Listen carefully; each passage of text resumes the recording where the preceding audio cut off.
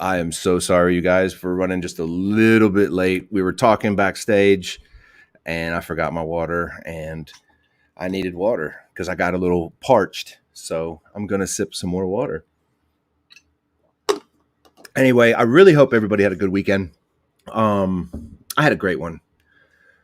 What made my weekend so great was I didn't do anything.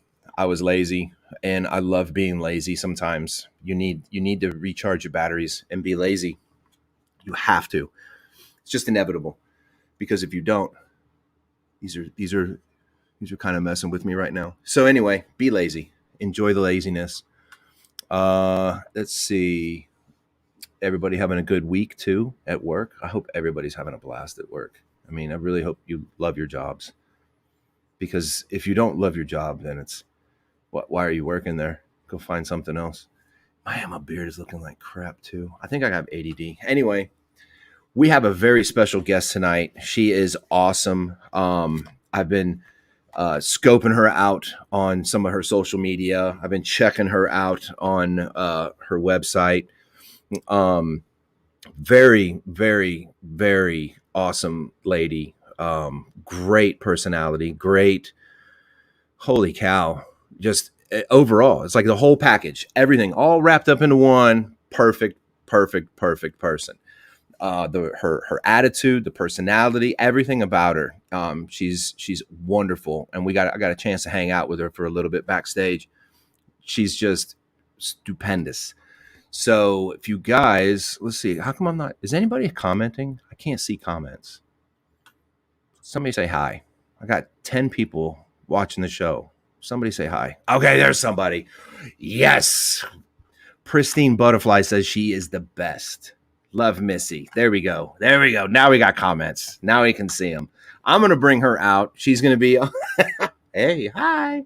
I'm going to bring her out. So you guys, it's basically open chat. You guys can ask questions, just get on a personal level. If you ask a question, she doesn't feel like answering it, she's pretty much going to tell you, I don't feel like answering that question. So, anyway, I'm going to bring her out, and let's chit chat. Hi, friend. How are you? Hi, well, thank you so much for having me. Hey, no problem. Thank you for responding to the emails. Oh, absolutely. And I'm going to make sure my husband goes back and listen to all the things you just said, that I was perfect, stupendous. I'm going to go back and say that for him once the recording is up, by the way. You know what's great about this is that I can actually send you the audio, or I can send you the video clip of it. I love that. I'm just going to play it subliminally while he sleeps. Melissa's perfect. She's stupendous. There you go. That's stupendous. Yes. And then he's going to be like, he's going to wake up and be like, she's perfect. She's perfect. She's awesome. Stupendous. That's an awfully high pedestal to fall from. I have to stay right where I'm at. But I mean, it's in this day and age, the personality goes a long way, because especially in like the world of just pure negative garbage. And I say that because, I mean, that's basically what it's turning into, is just nothing but garbage. To actually sit here and chit chat with somebody that's positive, full, vibrant, and then everything else. I mean, that's like, what? Where did you come from? Aww. And like, where did you come from? Thank you. I think I first saw you. I think it was, I watched the video, and I think it had something to do with the veteran. It was like Veterans Day. I saw the video. And then the next one was with Officer Kingery, because it wasn't popping up on my For You page. And then I saw the stitch with Officer Kingery. I was like, the fuck? Yeah. So. yeah, that was pretty wild. You have these moments. I've had these moments in I've been on TikTok for 1.5 years now. And you have these moments where you're like, oh, that's big. And that was definitely one of those moments when Officer Kingery duetted my Mm-hmm. video, and I was like, "Oh, okay, well that's big," because so many people had tagged him in it, and and some other creators, and of course, they've got so much, stuff they're Mm-hmm. tagged in there, and he's busy, he's got stuff. So that was a pretty cool moment when he, duetted that. That definitely Oh, for um, sure. definitely reached a different demographic. Yeah, your algorithms probably went freaking crazy. Well, the fact that you even said that you saw the veteran video and then you Mm-hmm. saw the Kingery, that right there lets you know what your out, that kind of tells you Yeah. right there what your algorithm is. So yeah, it reached a whole new demographic, truly. And what's been great about, I just want to say really quickly, what's been great about that video is all the amazing duets by different cops from Yeah. all over, all different colors, all different genders. Yeah. Like, it's amazing to see and how they all love it. They all Mm-hmm. took it to be so funny, and just to see them smile and laugh. There's because a couple of them will try to like keep a poker face, Yeah.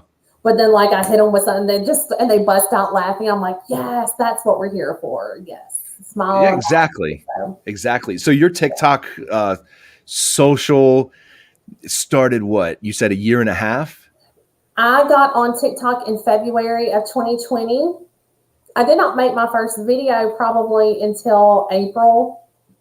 It Mm-hmm. was like when we had just gone into quarantine, when quarantine had just started, and I was just had gotten on TikTok like everybody else, just bored, Right. something besides Facebook to kind of sit and just kind of idly scroll through. Mm-hmm. And yeah, I made my first video. I was like, Lord, if everybody else can do it, I can do it too. And I just wanted to do something fun. And we were all isolated. We were sitting at home in quarantine. Yeah. And I thought, well, this would just be a fun way to reach out and, just put it out there. And man, Lord have mercy. And Yeah. then here we are, a year and a half later. Dreams come true, kids. They come true. They do. They do. I Yeah. lost all of my hair and Oh, bless it. it's all right. It's a fresh cut G. It's beautiful. I appreciate it. I appreciate it. I do it every Thursday. Oh, we love that. Oh, Yeah, Day. yeah. It's so my TikTok career was just it started back in February as well. And then Yeah. March I jumped out on um what was it? I had workers comp because I had knee surgery. And of Mm-mm. course it just went crazy from there. And then overweight and then high blood pressure and everything else. I was like, I don't care. As long as I have my TikTok, I am good. And Right. I haven't skyrocketed like you, but it's whatever. You know what I mean? I just have a Well, blast with it. yeah. And that's, I think when you just, my motto is just, I'm just going to show up, stay true to my intention. Hmm. And I think when people started noticing is when I started making content. I would just do videos and I'm like, okay, I know other people relate to this. Like, I know we're all Hmm. thinking this. I've always had that knack for being the one that will say what everyone's thinking, but doesn't have Hmm. the gumption to say. And so people, Exactly. it resonated with people. But I was like, if I'm thinking it, somebody else is thinking it, and people need to hear that we're all thinking it. And so my intention was never, oh, I'm going to be TikTok famous, and I'm going to have. I mean, I'm a nurse, like, and I was working in a clinic, like it was COVID, like I never set out like, oh, I want to have 400,000 followers. I want to. Right. It was just like I want to lift people up. I want people to laugh. I want people to know we're all in this Hmm. together. I want people to see a face that resonates with them. We're not, something that they can go, oh, well, she looks like me, and I look like that, or I sound like that, Hmm. and think like that, and that's okay too. And you Yeah. know, yeah. So See, and sometimes, with some people when they clap back on negative comments, if you clap back in a classy way, you do it very classy.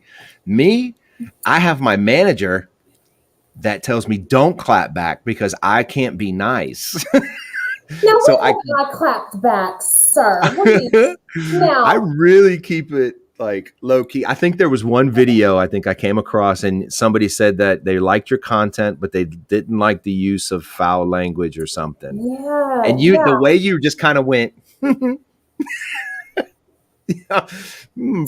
going to need Well, you to bring it down. Well, and I think, and like, I want to say, I mean, now it's gotten to the point where I don't get to read used to, I've read every comment and I would Yeah. respond or at least like it. Now I'm unable to. The account's grown to the point that I don't get to see all the comments, but I will scan them to some degree. And I remember seeing someone go, that was a really great way of telling her, like, F you. And I was like, that is not what I did. And with the flip of the hair, and that's not what I did. But I don't. So I'm glad you bring it up, though. There are a lot of accounts that do the angry response videos, which just breeds more anger. You know, hate breeds more hate. And so I did use that as a learning tool, a teachable moment, because so much of what I do as a soul coach is getting to the root of our core wounds. So it was a good opportunity to tell the world about the work that I do and the work that's changed my life, as well as let that person know, I really don't give a shit what you think. With the smile. You think that I do, but it was also a great opportunity to drive home a point, which is what it did, and extend grace as well, because it was an opportunity for me to reflect within me and see what was being triggered. I never do angry response videos because I wake up every day and I say, God, how can I be the medicine that the world needs? I believe that every day we have an opportunity to either be part of the solution or be part of the problem. And I have found that if I try to be part of the solution, then my life goes a lot smoother. I have less resistance. I experience less fear. I experience less hatred and those types of things. So really, it's just better for me as well as everybody else if I choose to be part of the solution and not part of the problem. So some days I really kill it. Some days I nail it. Some days I am part of the problem. More days than not, I am part of the solution, though, because I am human. But that is my prayer today. God, how may I be the medicine? How can I be the answer to a prayer and not, So that's my goal. That's my intention before I even get out of bed. And like I say, some days I'm really killing it out there, and some days I'm not doing that well. Yeah, and some days your whole eye starts to twitch. Like, listen. Oh, it's that, and it's the like.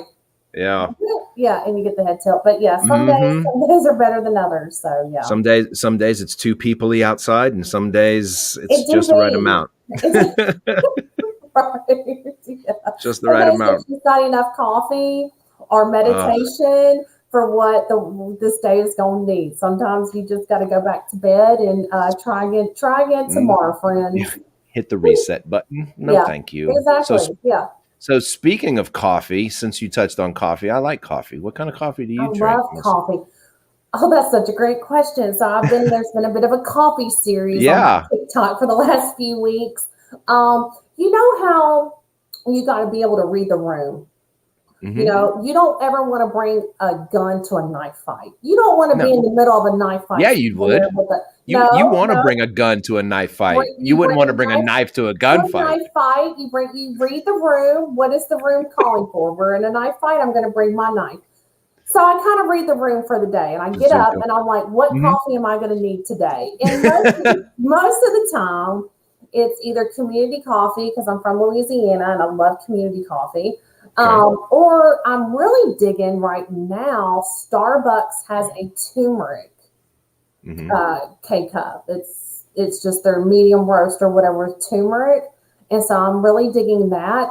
But let me just tell you, today called for the Cafe Bustelo. Okay. And I have now learned how to make it correctly so that it doesn't send me into cardiac arrest. So it was truly like a shot of the Cafe Bustelo and then about 10 gallons of creamer and sugar. But I'm here and I'm alert and I'm like, world, and I'm not having like palpitations. So we're good. I got you. So I got to read the room. So I have like several different coffees, truly, depending on the mood, depending on, what are we walking into, Lord? What do I need? Yeah. What's my poison today? So I have 3 different K-cups sitting over at my coffee bar. All right, what do we got? Here. What we got? You ready? I'm ready. The order up first is Dunkin' Donuts Original, the OG. I like, yes. The second is Rev, REVV, I think, or is it just Okay. one V? No, it's two V's. So Hmm. that's a dark roast. It's really good. The next order up is Death Wish. Okay. So everybody is saying in the videos that I've been doing about the Cafe Bustelo, Mm-hmm. people are like, "Oh, well, you don't want to try Death Wish." And I'm like, "Well, no shit, I don't want to try Death Wish. Why would I drink anything that literally has the word fucking death in it? Like, Yeah. why would I do that? Like, that's Mm-hmm. like." So you keep your Death Wish. You know what? I'm going to post that video tonight. It's sitting in my drafts because it's sitting in my drafts because I'm like, why? Like sometimes the coffee will tell you exactly. Sometimes people will tell you exactly who they are, and then you really have By the no coffee that they drink. So I'm going to post that when we get done. You know So. what? You post that video. I'm gonna duet it and then go. This is what we do. Perfect. Death Perfect. Wish. Love it. Love it. You know, because you know how K cups have that sound. Yes. That Yes. pop. Yes. I'm Yes. gonna duet that video. Okay. Yeah. So I have not tried Death Wish, but now did someone say that's veteran owned? Death Wish. I think Black Rifle was. I'm not sure. Veteran owned. Somebody About had Death Wish. recommended the Black Rifle because it's a good strong too. coffee and veteran owned. And I'd love to support the veterans. So I haven't tried that one yet though. I think it is. I'm pretty sure now that you say it, and now with the rifle, I bet it probably is. Yeah, for sure. Yeah. So I want to say hi to my friends real quick. Hi, Sandy. Go ahead. Hi, Sammy. Hi, Rod. Hi, everybody. Those are my people, man. Those are my people. Yeah. And they're in here. Missy. They're in. Me. This is my family, man. This is my community. Hot Rod Rogers. I like that. I like Rod Rogers. I like that. Yes, name. That's my friends. It rolls really well. Rod Rogers. You know amazing. what I mean? He has the biggest smile and the biggest heart. I love Rod. And I got big man Basson. He was on the show last week. I got him. Oh, okay. Hi, friend. Yeah. Bomb. I got a lot of people that were on the show prior, and man, it was great. We've had nothing but awesome guests on this show. Oh, that's awesome. I don't see. This is episode. What is this? 29. Yeah. It is 29. That's awesome. Yeah, we've had really good guests because we've streamed the only Thursday that we did not stream was when I was out of town for the week. Oh, okay. Because we didn't get enough. I didn't have the Wi-Fi or anything. Yeah. So you are able to see the comments, correct? I am. Yeah. See, and there you go. So tell me, Big Man Basson. He is. Wait, don't tell me he's a professional bass fisher. Oh, close. He's a professional masturbator. Jokes. No, just jokes, bro. He actually, what really is cool about him is that he's in his early 20s. Look, he's even throwing out the laughing emoji. So, what's really cool is that he's in his mid 20s, I think. Yes, early to mid 20s. So when he was actually turning wrenches for a company, this, that, and the other, and he quit his job to go pursue fishing. So I thought that was pretty cool. So that's why I was I love somebody who makes a bold move. I love somebody that says, I'm going to drop everything and do. He said I'm a semi-pro. Well, baby, you keep trying. That pro going to call you up. They're going to call you in for first string, baby. You don't give up that game, sir. We don't give up around here. What we don't do is quit. Right. Don't quit. What we don't do is quit, sir. That pro team going to call you up. Right. Yeah. So it was actually a really cool little segment that we had. So yeah, it was a blast. Yeah, because we got to learn a little bit about him, and of course, I try to do that with everybody though, with the guests. Yeah. Learn a little bit about you. It's kind of like, so what got you into nursing? Oh Lord, what got me into nursing? Yeah. Well, I've always had a servant's heart. Ever since I was a child, I just wanted to help people. I just always went out of my way to help people. Just had a real soft heart, very tender, just sweet. And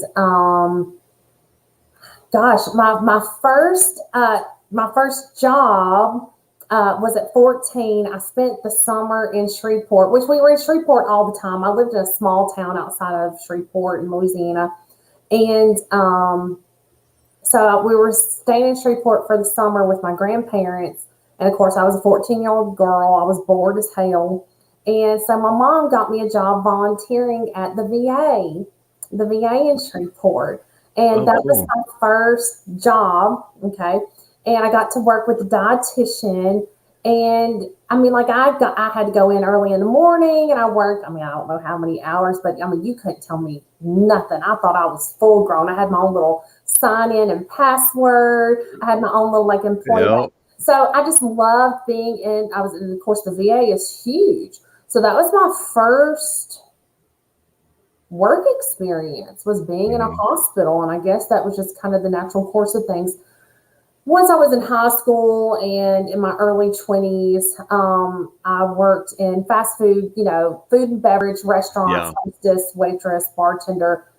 And then I remember waitressing and bartending and like working split shifts, which will just suck the life out of you, because I was trying to go to school as well. And it was just like I was having like just a mental, like I was just too stressed. And so I really just like quit my job and was like, I can't do both. And I fortunately, thank God, picked school over my job. And I was like, I'm just going to focus on school. But of course we were like, I don't know what I was thinking. I was totally poor. So of course I needed to find another job right away.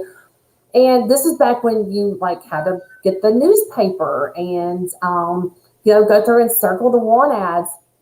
And I wasn't married yet, but me and the husband my fiance, we were living together. We would be married later. And I had circled some jobs and I said, oh, the vet is hiring. It was the vet that we had gone to. And I said, oh, the vet's hiring for kennel help. And he said, you ain't going to go in there and clean up shit. And I was like, bet. Bet. And when I tell you I was at that job for 5 years, I put myself through nursing school. I was so sad to leave that job that I worked up until my first day on the job nursing at the hospital because I loved it. Oh, wow. And I worked my way up from kennel, cleaning up poop, to working in the front office, being one of like the best receptionists that they had. It was a small office. And I loved veterinary medicine. But what I found was very frustrating. I loved medicine. I loved the surgery. I loved all of the wound care. Because in Louisiana, people were very poor and they didn't have a lot of money for veterinary services. So you will be really shocked at what people do at home to try to repair their animals before breaking down and bringing them to the vet. So we would see some pretty complicated cases. And I remember the case. I remember it so well. There was a dog that had been shot. It was a pit bull. And the police had come to the property because of something that happened on the property, and they shot the dog. Well, the dog lived, and so we were actually pulling some bullets out of the dog.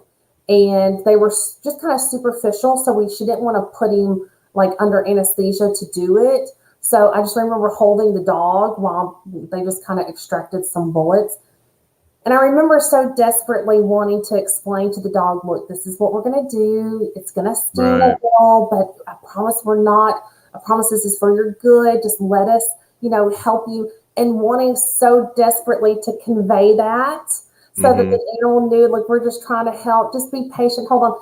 And I thought, wow, okay, I love what we're doing. I love the medicine. I love the helping. But I really need to be able to talk to the patient. So that's what, I'll do, human medicine, and just kind of worked my way through that. And also, of course, nursing was the obvious choice there, and had a lot of encouragement from teachers and some from some outside, influences that encouraged me. And so that's how now I've been a nurse for 21 years.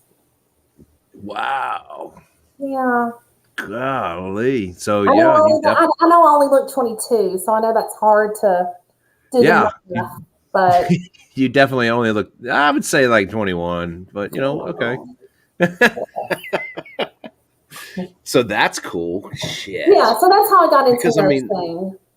then now you're just this wow, now you've got, okay, so let me get this straight. You've got TikTok that you blast on. You've Yeah, got Instagram that you blast on. yeah, You do spiritual coaching. yes, You have your website. You have yes, nursing. You yes. have what else? Hold on. Well, my podcast will be public in September. There. I'm writing a children's book. I teach free empowerment classes. I do things like this where I'm guest on other people's platforms. I do there's another app called Clubhouse where you can do like free, you do rural events and chat rooms and Mm-hmm. people come. So I offer intuitive guidance in Right. those. Gosh, what else do I do? I have merch. Um, See, gosh, busy. and my husband has his own business, and I help him with that as well. We both have our own businesses. So, yeah, if I think about it too much, I'll get overwhelmed with thinking about everything that I do. Yeah. I already counted out 6. You went ahead and took the other 6. Well, and So, I also do like direct sales. there's more. Well, I Oh, do direct sales like makeup and skincare, but I don't even publicize that. That's just through like people that God I know bless. directly and yeah. Wow. Big Yeah. Man Bassing has a really good question. So I'm going to throw that up there. What's your biggest goal to achieve before this year is over? To have set up, to have consistent, like to have my podcast going, to have also want to start a Patreon, to have that up and going, Right. and to have events planned for 2022, to already have 2022 scheduled. Yeah. I've had an invitation to speak in France to Yes. yeah, I've had an invitation. We haven't signed the contract yet, so we'll get the contract. We'll see. So my goal for 2022, by the end of the year, is to have things booked for 2022 where I'll actually be out, doing Awesome. things and doing retreats or weekend healing weekends, those Yeah.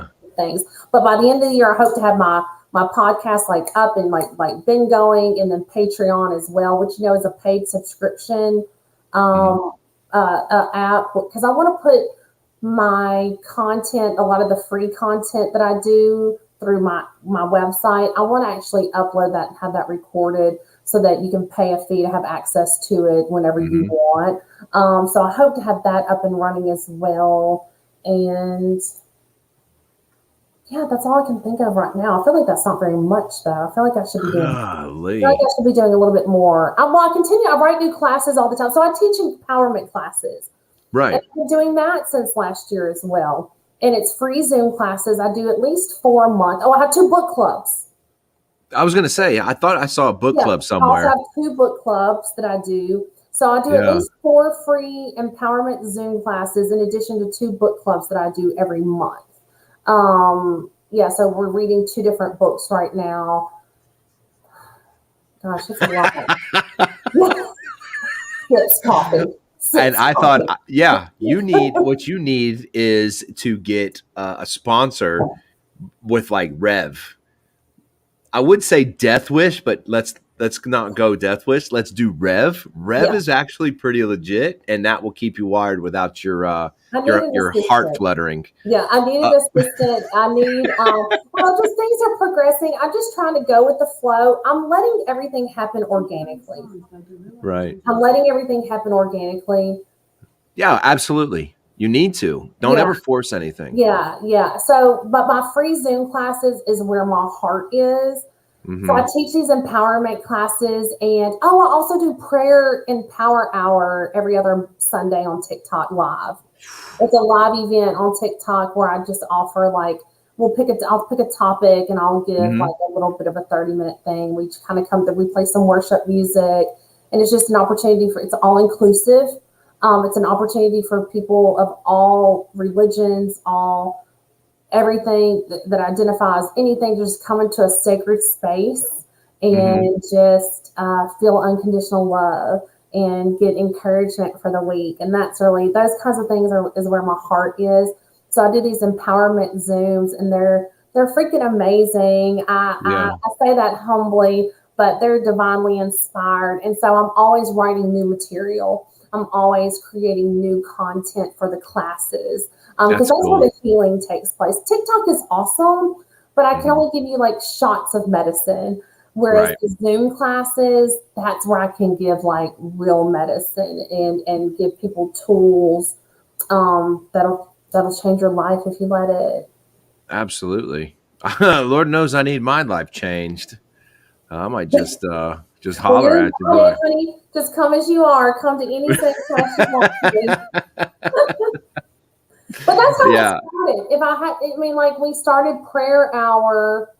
It was last year, and I was just on a TikTok live, and there were people just kept coming in, and they were desperate, and they were brokenhearted, and they were scared, and it was very overwhelming. And at one point, I talked to Jesus. I have a constant narrative with Jesus. He's like my best friend. So I really, literally, in the middle of just all this bombardment of just pain and despair, I looked over at Jesus. I was like, I don't know what to do. Like, what do I do? And he very clearly spoke to me and said, what do you do when you're overwhelmed? What do you do when you're sad? What do you do when you're scared? I was like, I pray. And he was like, boom. Like, oh, you want me to? Oh, me? You want Mic drop. Me? And so I was like, and so I literally just in the middle of the thing go, can we pray? Would y'all be okay if we all prayed? And everybody was just like, yes, yes, yes, yes, yes, yes, yes. And I was like, all right, let's do it. Which prayer is very intimate to me. Look, I've never been a leader in the church. I'm way too outspoken being, you know what I'm saying? Yeah. I don't speak like Same. I'm just like, but I just can't, but it just came from the heart. And when it comes from the heart, you never go wrong. So I just sat there, we prayed, and then that was all she wrote. And now we've done 40 something, 41. And I'm actually going to create, so the prayer hours, I'm actually going to turn into a year's devotional book.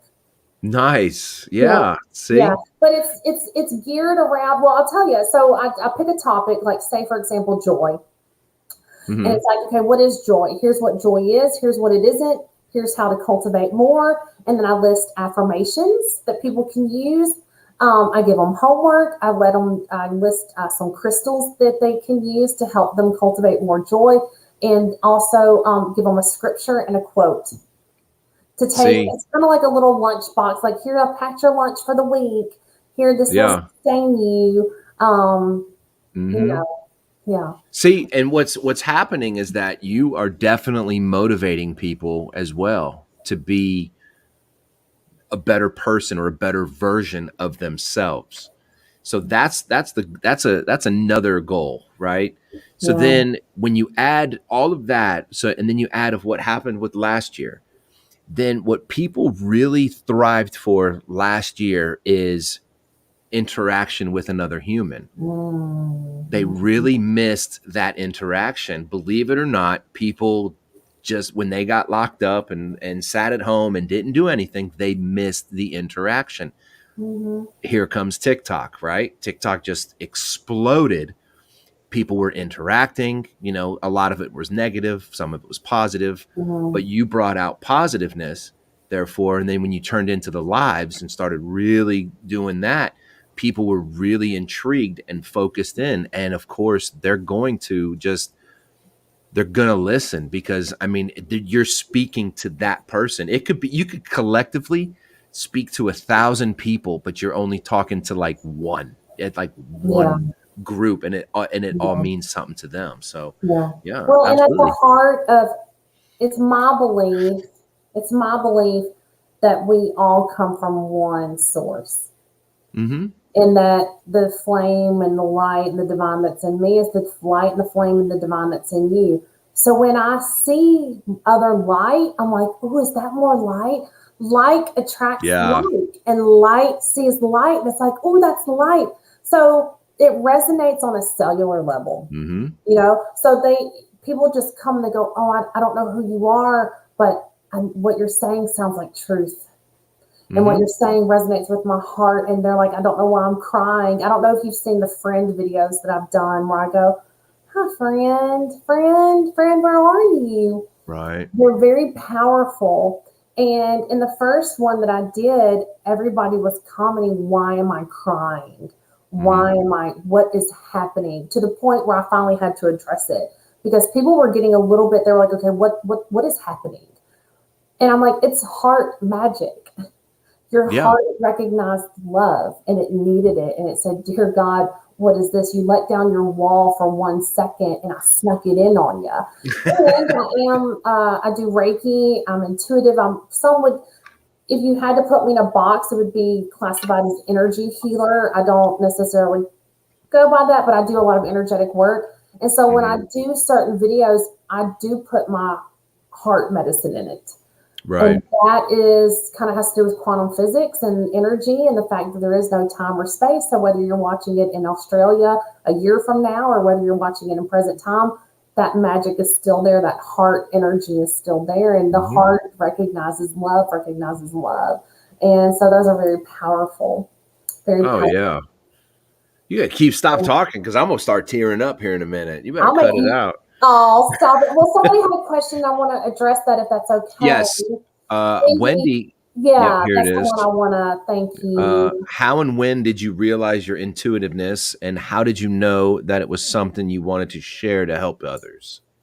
So so it actually truly goes back to being a child, where I, looking back now, can see where I was always intuitive, and we as energetic beings are intuitive. Hmm. That's our natural state. We're energy, and so energy picks up on energy. But then we Hmm. learn to suppress it, and so we forget our natural given abilities. But it was in my nursing, especially early on, excuse me, when we would do, when I came out of nursing school, I first went into women's health in a hospital. And so all my patients were female, and most of them had had babies or had had, female surgeries. So Hmm. we would have to do a lot of assessments on the abdomen, and you would have to gently touch the abdomen. And I would do my assessments, and so many times I had people say, "Oh my God, you have so much healing in your hands."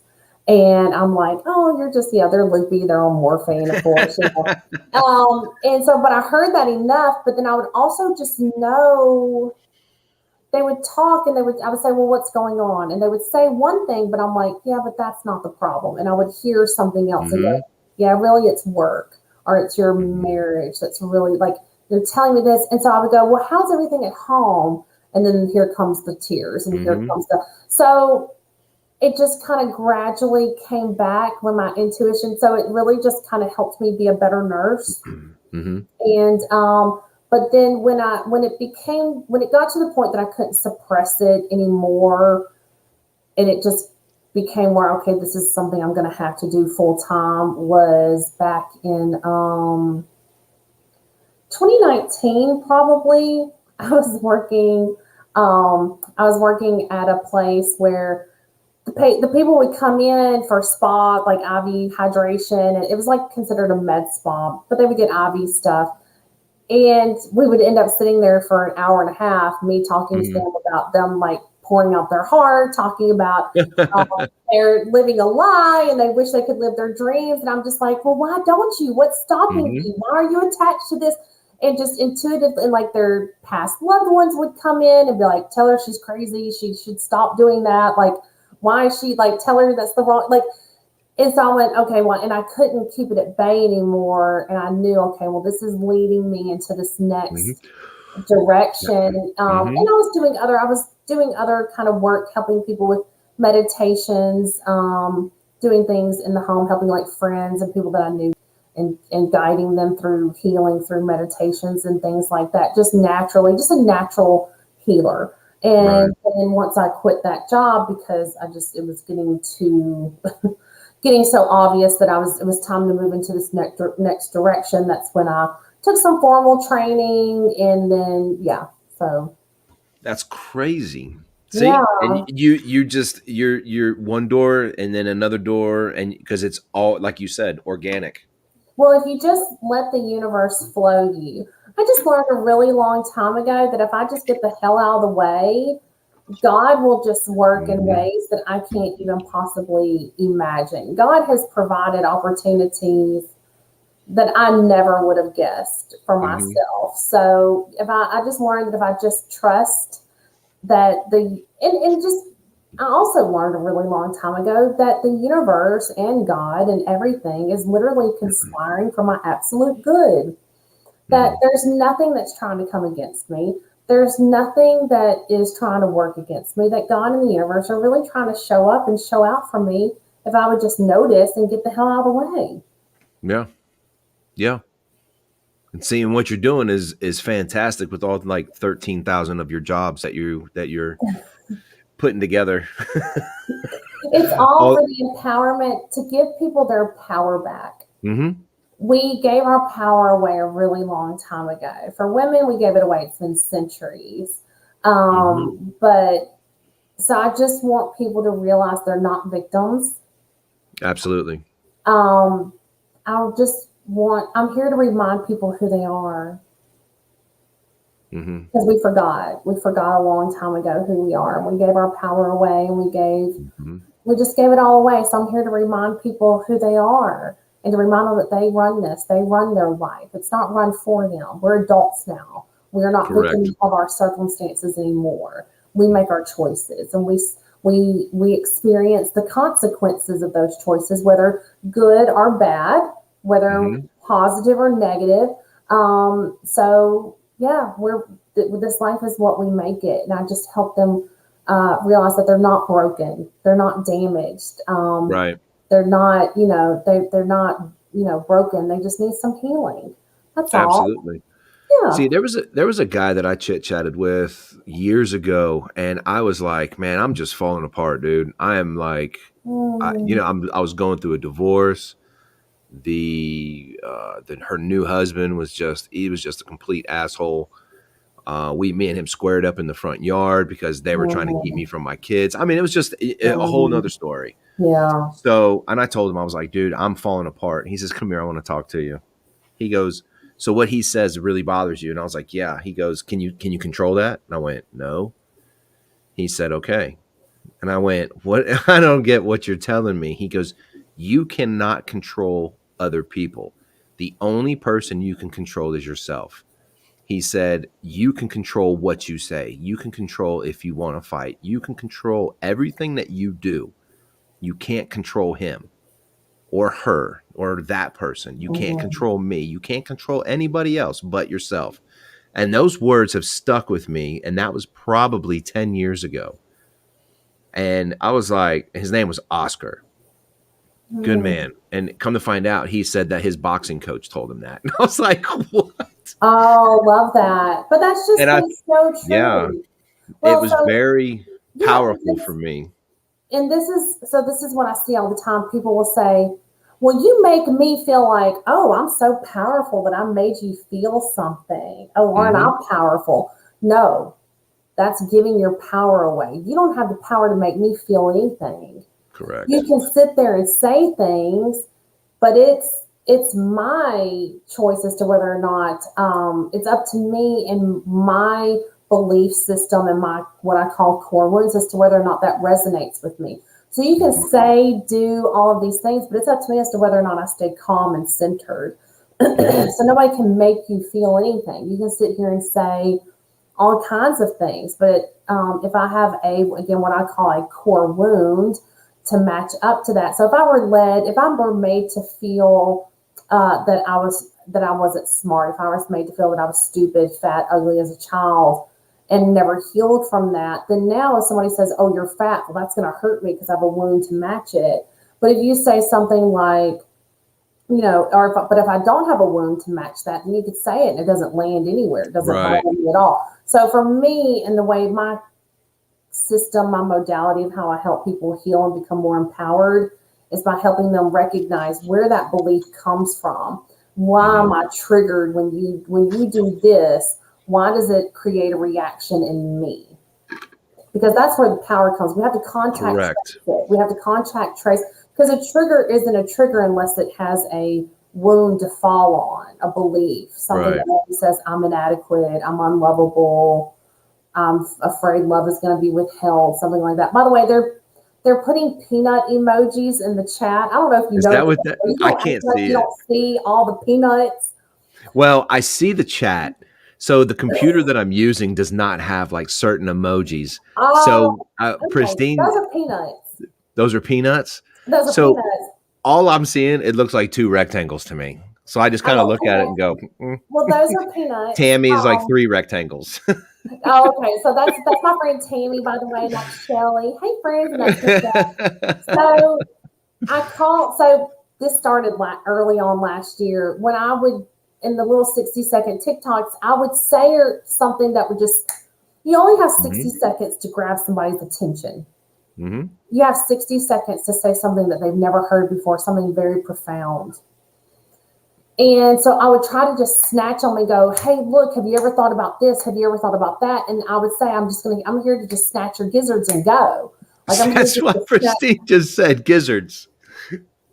That's good. So now we call it like gizzard gravy. We've got giblets gravy. Yeah. Anyway, so we decided that we needed a emoji. They wanted an emoji to go for gizzards whenever I snatch their gizzards. And what that means is when I say something that lands and you go, oh shit, I never thought about that. Like, oh God, I never thought about that. And they say, oh, Missy's out here snatching gizzards. I especially like to do it first thing in the morning.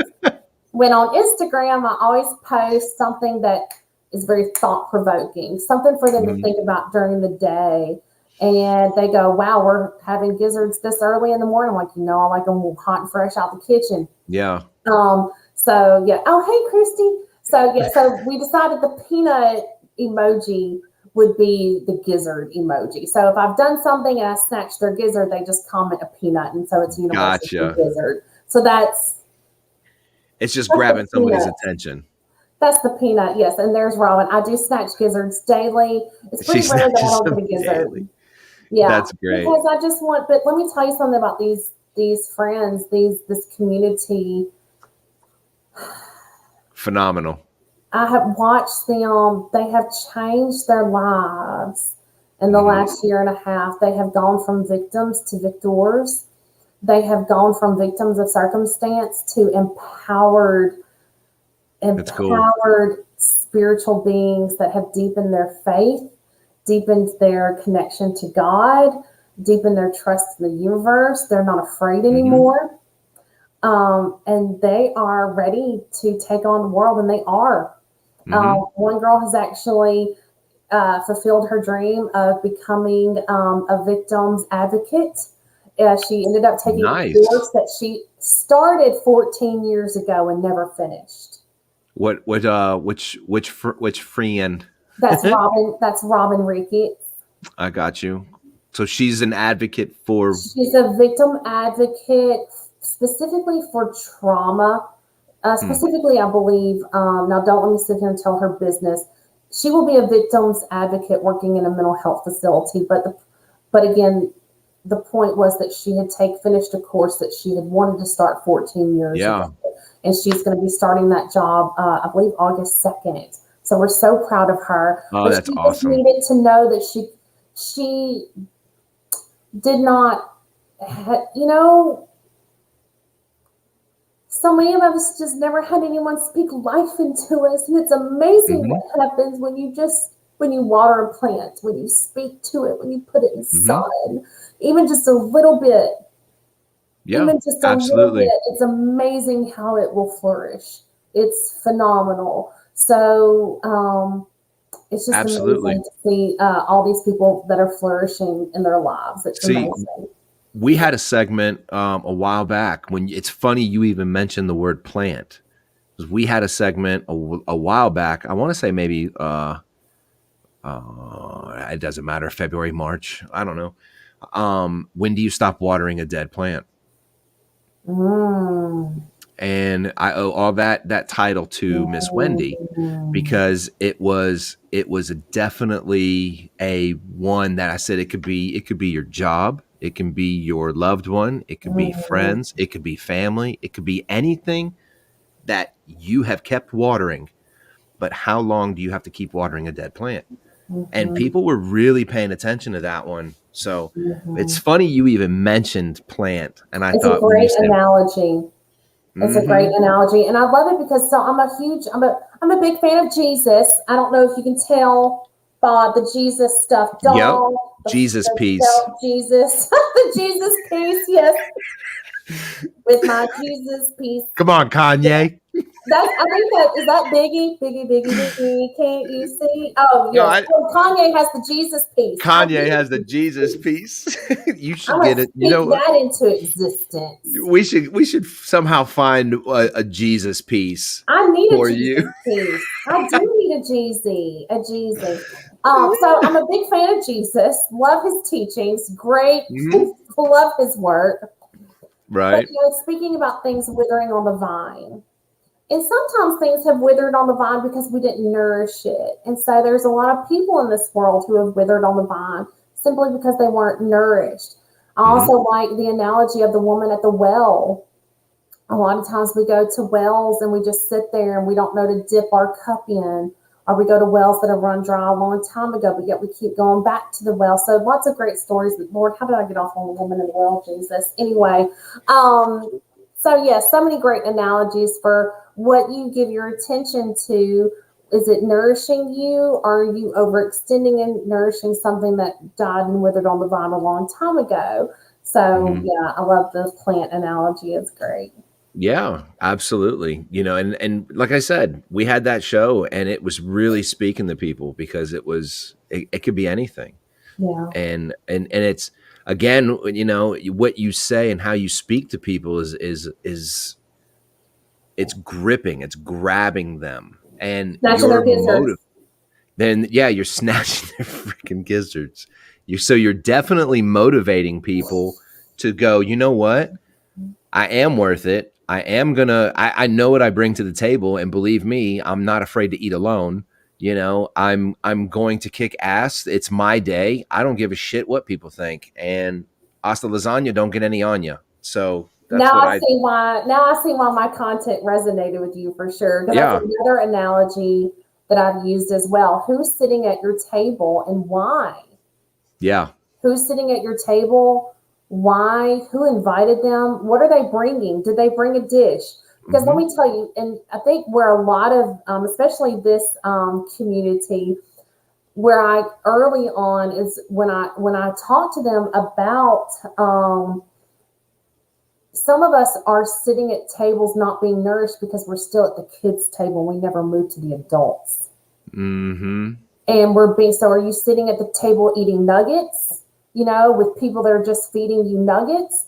Are you sitting at the adults' table? Because let me tell you about my table, honey, it's linen napkins. Okay, we have a Hmm. water goblet, we have a red wine goblet. And you know what? You don't get to sit at this table unless you have, paid in full at the door. You don't get to Hmm. sit at this table. And honey, I ain't afraid to sit and eat alone. Like I will just play my napkin and we will just go to town. Another in a class one time, and I've been meaning to actually write a class about this, about the Last Supper. If Hmm. it's your Last Supper, who are you inviting? Who's at your table? And who's not at your table? Mm. Yeah. Wow. Yeah. Who's not there? Okay. So imagine your Last Supper. And this is another great story from Jesus, right? Jesus is his Last Supper. He knows what's about to go Mm. down. And not only is the one who's going to betray him, not only is he there, but he's washing feet. So Yeah. you can take that and go a lot of different directions with it. Hmm. But yeah, if it's your Last Supper, who do you want at your table? Who's sitting at your table right now that you wish wasn't? Why are they there? Is it because you haven't set boundaries? Who isn't at the table that you wish was, and why aren't they there? So who are Hmm. you inviting, but also who is not invited? Who's not coming? Right. Um, so yeah, that's how I snatch gizzards. Snatching them damn gizzards. That one was Yeah. really thanks. I needed that one. You're That was a good welcome. eye opener right there. Yeah, yeah, yeah, yeah. So think about your Last Supper, and again, so many great analogies. But again, that's something that had just come up in a class one time Hmm. that we were talking about who's in your life and why. Yeah. You know, Yeah. I told Wendy, I've told several people, I've told my buddy Matt, I've told several people. I was like, I said, there's so many toxic people that are in your life that you really don't realize it. I said, and it's time to just drop them. Just drop them. They're not helping you evolve as a human or as a person. They're not doing anything for you, but everything that comes out of their mouth is a negative. It's time to just kind of cut them loose. It's time to cut the Well, cord. and I think a And lot. So here's what I see, especially in TikTok, because now we have a ton of creators who are all psychologists and they're life yeah. coach, and they're saying you got to cut out the toxic people. Mm-hmm. Okay, but so I read the comments because I be keeping a finger on the pulse of humanity, and people are going, okay, but fucking how? Number one. Okay, but number two, okay, I've cut these negative people out of my life, but then these people keep showing up. What you have to do is help them understand and heal what it is that is creating and drawing that toxicity in the first place. Because with a On you, wound, yeah. if you don't cut out, if you don't get to the root of that wound, it just keeps growing. It just keeps festering. If you don't treat the underlying infection, it's just going to keep popping up. So if I don't help you change the patterns and the beliefs that are directly inviting in that toxic behavior, then I haven't helped you at all. Everybody knows, well, shit, I know my husband's toxic. I hate it. What am I supposed to do? I don't know how to. So it's like, but we have to give people information. Here's how you can help yourself. That's where the empowerment is. People know they're in miserable fucking relationships.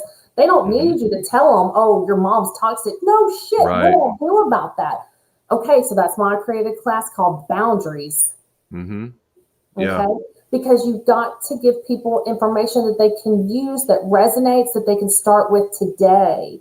That's how we help people. But what I see so much of is just creators getting up and they just really like to sound really smart because it's very superior. Look how smart I am. And look how many people I have.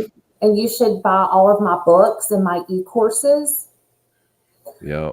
Okay, but tell them what, okay, so you can sit here and say those things, but until you help people understand what are the beliefs about themselves that are driving the thoughts and the behaviors that they even attract that and then tolerate it. Right. Because unless you have a belief that says, I ain't shit, I ain't worth shit, then there's a reason why you're tolerating this abuse. There's a part of you that believes you deserve it. There's a part of you that believes you're not worth better. So we got to figure out, where did you learn that? We got to contact trace it. We got to heal it. There's the fucking power. You can talk to me all about what's wrong with my life. Honey, I know. Shit, I'm sitting in the middle of it. Hello. You ain't got to tell me I'm going to I can smell it. I mean, the smoke is blowing in my hair. Like, baby, I don't need you to tell me. Tell me what to do to fix it. You know what I'm saying? Right. So that's... Oh, I got my box there for a minute. I got hot. Yeah, no, that's good. Yeah, you started just pulling the hair, and you're like, yeah. So anyway, so that's for me. I see all these creators, and I see them on Instagram as well. They're all over, right? And they love to just spin off this really esoteric, this really like thing that just makes them sound amazing and smart, but they haven't really nourished anybody. They haven't given like a step. They haven't given anything. It's like, okay, well, and so that's what I saw that people needed. They wanted it. They were ready for it. The ones that were hungry for it, you know? Yeah. And the big creators are they're just, I think a lot of them are just kind of, I don't know, just kind of like just stirring the pot. But yeah, there's all kinds out there. There's all kinds, but I try to be boots on the ground. I try to be, Jesus was in people's houses. He wasn't sitting at the temple. He wasn't standing at the top of the temple talking down. He was in the homes. He was on the streets. He was, so yeah, I'd like to try to give people, now I love that we have the 3-minute videos. Yeah. Give people a little bit more nourishment, give them a little bit more to just at least help them say, oh, okay, now I'm kind of seeing what it is. And then I can go, okay, well, here's some things to try. Here's some avenues. It's okay to feel this way, but it's not okay to stay that way. You got to learn to live. Yeah, exactly. I've told people that too. And I'm like, listen, you can't just get out of your own head. You Yeah, can't try not, it's okay for you to stay there and visit, but try not to make it a permanent home. Get in there, do your thing, get right. out. But the thing is, people need to know how. They Yeah. really don't know. They truly, and so many, okay, so this is the other thing that I see so much. You gotta, it's okay not to be okay. It's okay to have bad days. It's okay to just, Hmm. do this, and it's okay. And if you want to, but you should do some self care. It's like, okay, well, what the fuck does that look like, Brittany? What does that look like, Sarah? Like, tell me, like, give me more. You're like, is that Yeah. all? So I will literally tell people self care looks like reading a book, taking a Hmm. bath, going and getting Hmm. your hair done, getting a manicure, meditating out in the sun. It means going to the chiropractor. It means scheduling that doctor's appointment that you've been needing to go to. It means, Hmm. so like, I do to it. give, I try to give people like here, because people literally will say, okay, but how? And I go, glad you asked. Hmm. Glad you asked.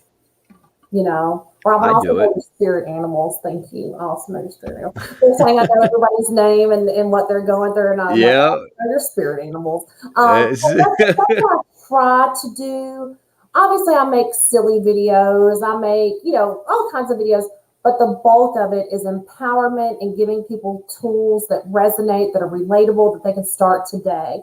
I posted one today where somebody, I think it was about self care. I think it was today or yesterday, where somebody said, Mhm. I literally don't know how to stop just basically being a doormat, just caring for others and never Ooh. caring for myself. So I'm like, okay, here you go. Step 1, 2, 3, 4, 5. Here's some ideas. Just start somewhere and start today.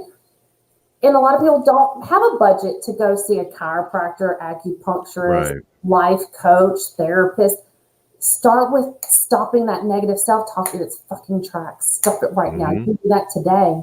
You can read anything online, YouTube videos, podcasts. So much Mhm. stuff is out there about mindfulness. So there's so much that we can do, but people just don't even know where to start. So I love helping people know where to start. Exactly. Exactly. I try. You say it just a little bit more eloquently than me. I try. I'm like, just stop. Like I used to smoke cigarettes, everything else, and it was like, you know what? It's mind over matter. Mhm. If I don't mind, it doesn't matter. So dump it. Yeah, But yeah, that's me. the way you speak will resonate with people, and the Hmm. way I speak will resonate with certain people. We're not cookie cutter. No. Everyone Fuck no. resonates in here. So the way you speak, your verbiage is very important. It will hit home with someone else. The way I speak, what I say will land. And people say this all the time. They're like, "Wow, I never heard it like that before. It Hmm. never." It's like I'm not saying, look, I'm not recreating the wheel. All of us mindfulness people, metaphysical, whatever box you want to put us in, Right. there hasn't been a original thought in 4 million years. Right. Okay, let's just be honest. There hasn't been an original thought. I know. It's the way we say it that Correct. resonates, that hits home with you in a way that you can understand it. Wendy asked a question, my Yeah, yeah, it's all right. I got you right here, right here. Do you ever have overwhelming urges to read or speak to random people, and how do you approach it? I do. I do. Oh, I have a funny story. Oh, I haven't told y'all this Yes. story. Oh shit.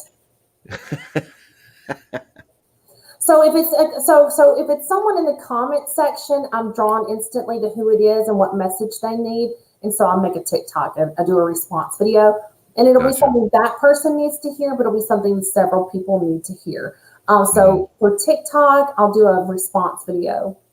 If it's in public, I will usually find a way to go, so how are you doing? Knowing damn well they're falling apart, but going, Hmm. so how are you doing? And I'm going, oh, I'm okay. And me going, yeah, you sure? Is You everything okay? sure? You want to talk? And letting them know okay, we can talk if you need to. And then receiving the intuitive guidance that they need to hear at that moment, Hmm. especially people that are thinking about doing something maybe kind of drastic. Okay, so Hmm. just giving them that word that, hey, tomorrow's a new day. Have you tried this? Have you thought about that? And just giving them an encouraging word. So I will act on it in a subtle way. Now, that being said, let me tell y'all, now crew, I ain't told y'all this. Exclusive I right was here in freaking Target.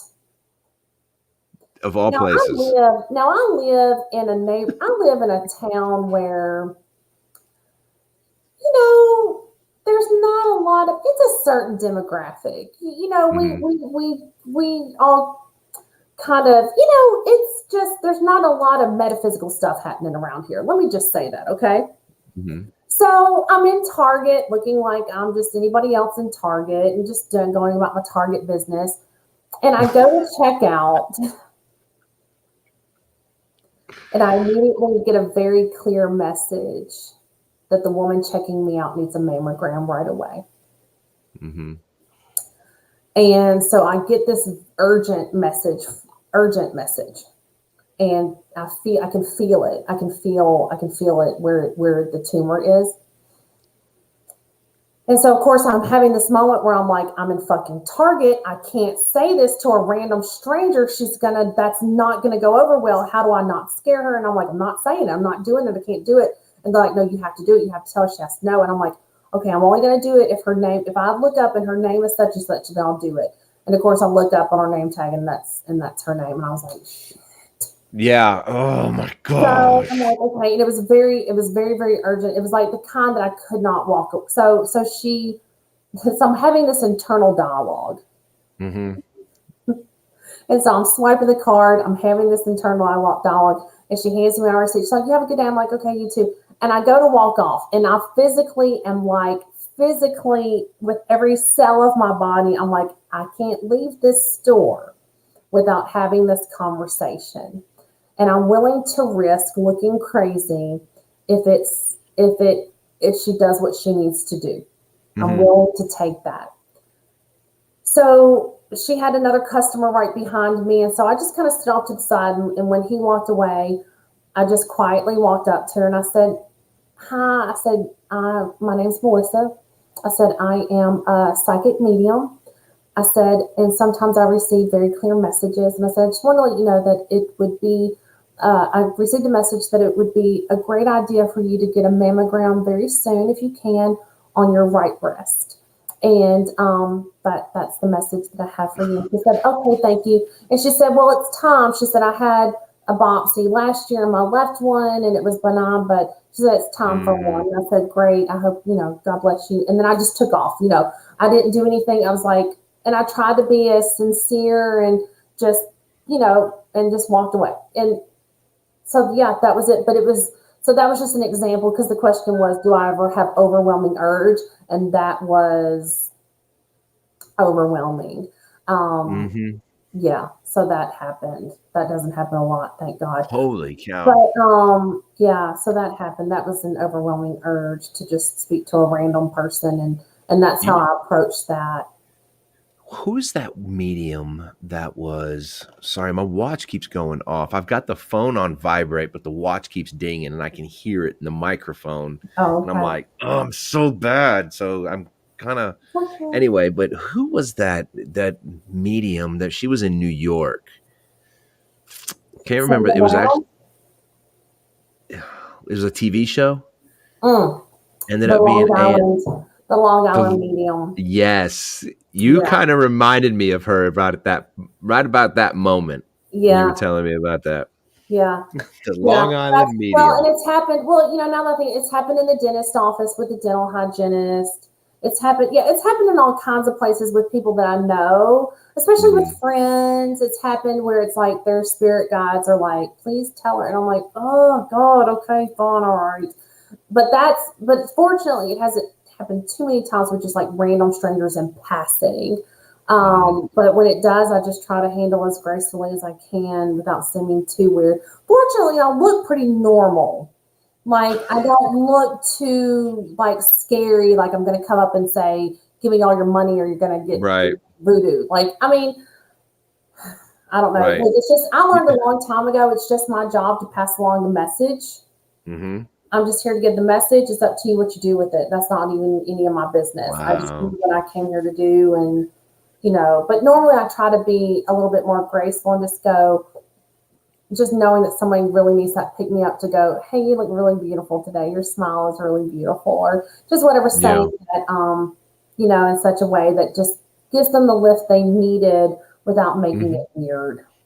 Oh, absolutely. And and what's you mentioned about just uplifting people. Even if you just kind of came up to somebody and was like, you know what, I really like your shoes or Yeah. whatever, you know.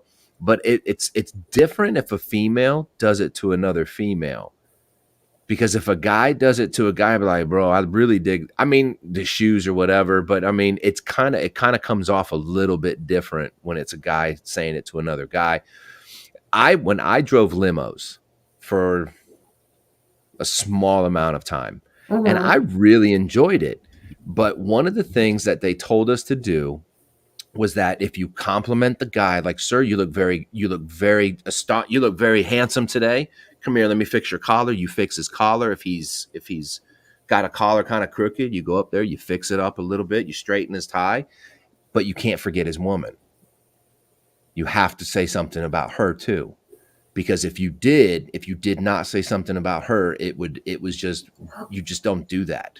So it was Oh, like, I see. ma'am, you look very pretty today. It's too evening, you look very pretty, ma'am, whatever, and you hold out your hand to let her help get out of the car. Right. You put your hand out for him Okay. too, but it was more of the, you open the doors for him, all this, you do everything chivalrous, right? Is that the word? Mhm. Chivalrous? That sounds like it's probably right. I think that's it. Chivalry, chivalrous. That sounds right, Chivalrous. probably. I think it is. And if it's not, guess what we just did? It's just a word We now. just made it. That's a word. A But I word. mean, that's what we did, and that's how you Mhm. did it as a limo driver. Mm. But I mean, you always gave the compliment, even if that person looks like they were having a shitty day. You made that compliment, Yeah. period, because that Kindness person, goes so they far. might need it. And I get I get emails all the time, DMs, especially in TikTok, from people that say, you have no idea what you've done for me. Hmm. I was at my lowest. I was really contemplating doing some bad things. And then I saw your video and it reminded me that it's not so bad, blah, blah, blah. So that keeps me encouraged to keep doing what I do, because I know there are people, they're like, I never comment, I never say anything, but just so you know, I'm watching and it means so much to me. And you're like the friend I never had. And Hmm. so I get a lot of encouragement in private that Hmm. reminds me why I show up every day, on Hmm. TikTok. Now, my private clients, obviously, I'm seeing the growth there one on one, watching them, seeing what they're doing, watching them as their mindset changes. But as far as TikTok, yeah, I love the feedback that I get, especially in private. Hmm. See, I had a lady one time. We call it EOD, which is emergency order of detention, in law enforcement. Um, Um, she ended up trying to kill herself. mhm. This was probably a couple years ago, and her son reached into her mouth and pulled out all the pills. So we show up. Of course, once the badges start coming in, it's kind of like, it's not really a good thing when this now we're coming in trying to do our job.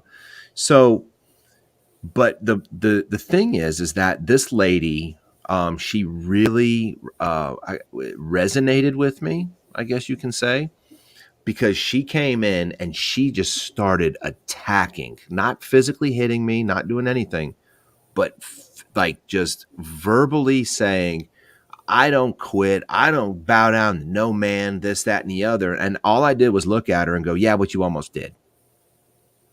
And Mhm. she just looked at me, and I think it hit her so hard that she was like, you're right. She's like, I can't believe, I was going to do that. And I said, come on, let's go sit down. So we sat down on the stoop and we chit chatted. And she says, I have a family that hates me. And I said, obviously they don't hate you because it was your son that tried taking the pills out of your mouth. And Mhm. she just looked at me. She's like, oh my gosh. So fast forward, whatever, we get called out there again. And I had body cam footage of when she saw me and she started crying and she jumped into my arms and started crying and Mhm. hugging on me. And I edited a little bit of the video because it showed it. I try to keep my name and where my department is kind of Yes. out, Mhm. except for the last name. I'm not worried about the last name, but she came in and there's a video of part of my body cam with her coming up crying and giving me a hug and everything. So yeah, so there needs to be somebody that somebody can talk to. There has to be hope and people in those situations. So that sounds like there was a lot of just generational curses in that home, generational trauma, whatever you want to call it. And that's what I try to do is help people. Somebody asked me the other day, do I teach classes for children? And I said, right now, I don't have classes geared towards children. My classes are geared towards the adults who are raising children. So we hand down generational healing instead of generational wounding, generational trauma. Exactly. And so it sounds like in that home, which are in so many homes across the world, there's just total despair. There's just total fear. And there's literally no light. There's no hope. And so when she saw you, she saw light. She saw hope, and she was reminded of the light. So that's what I try to do for people, even if it's just in a 60-second TikTok. I know. To just be a little bit of light, to remind people there is light. Not only is there light, but you have a light inside of you. Wendy's got some great questions. Yeah, I didn't miss her. I've got it. I love your questions too. Man, Wendy's really coming. Yep. There's one. Any advice to someone seeking to grow spiritually and develop their intuitiveness? So the spirituality aspect, if you are into religion, and say maybe you identify as a certain religion, but say maybe it's just you're still hungry for more, or even if say you're just maybe atheist, agnostic, wasn't raised with anything, then awesome. Just start researching spirituality, Buddhism, Christianity, Hinduism, and learn and just see what resonates with you. The mindfulness movement, Taoism, Rumi, read poems by Rumi, see what resonates. And if you connect in, you will know when you read it what sets your soul on fire, what resonates with you. Take a little bit from everything, whatever really serves you and nourishes you, but you've got to do the research and you've got to get the answers for yourself. Don't listen to what other people are saying about Hinduism. You read about Hinduism, read about Shiva, read about Lakshmi, read about all these goddesses and gods that we've forgotten about, all the myths and mythology, Apollo and Hecate and all these Greek goddesses. And that by the way, so much of history, so much of what we hear is just not even true. So many of these gods and goddesses are reported as being Egyptian, and they were all Greek. So just educate yourself, learn about, and just follow the rabbit trail to a certain extent, and just start reading, listen to podcasts, watch YouTube videos about spirituality. And again, just take what resonates and leave what doesn't. Now, to develop your intuitiveness, okay, really quick exercise. Okay. So we're all energetic beings. We're all spiritual beings having a human experience. That's just the truth, okay? Your soul, we're mind, body, spirit. And so your spirit is energetic. So we're all intuitive. Some of us have suppressed it. We all have, they're not spiritual gifts. They're just energetic abilities that we all have. Some of us are just attuned to it better than others, but we can all grow it. So if everybody will just, unless you're driving, everybody will just close your eyes. Sir, keep them open if you're driving. If you're driving, you're operating heavy machinery. Okay, so or if you're carrying your child upstairs or downstairs, keep your eyes open. Okay, you know what? You can keep your eyes open, but just kind of zone out for a second. Now I'm just scared. Now I'm like, they're going to say, they're going to hit me with a lawsuit, Lord. So if you can, if it's safe, using your discernment, close your eyes unless you're operating heavy machinery, carrying a baby, or driving. Or cooking. No, fuck that. You can step away from the stove. You're just cooking a hot pocket. It's 10:30 at night. You're not doing any real cooking. You're not doing any real cooking. You can step away. Sir, or if you're trying to light a fire. Sir, I'm going to need you to close your eyes, sir. That goes for you too, sir. Oh, me? Who else is in here? I don't know. Okay. Eyes are closed. Okay. Now, count in your head 1 to 10. Out loud? In your head, full. So, in your head. Just count. Got it. Now, in your head, picture a beautiful tree. Now, in your mind's eye, picture a schoolhouse.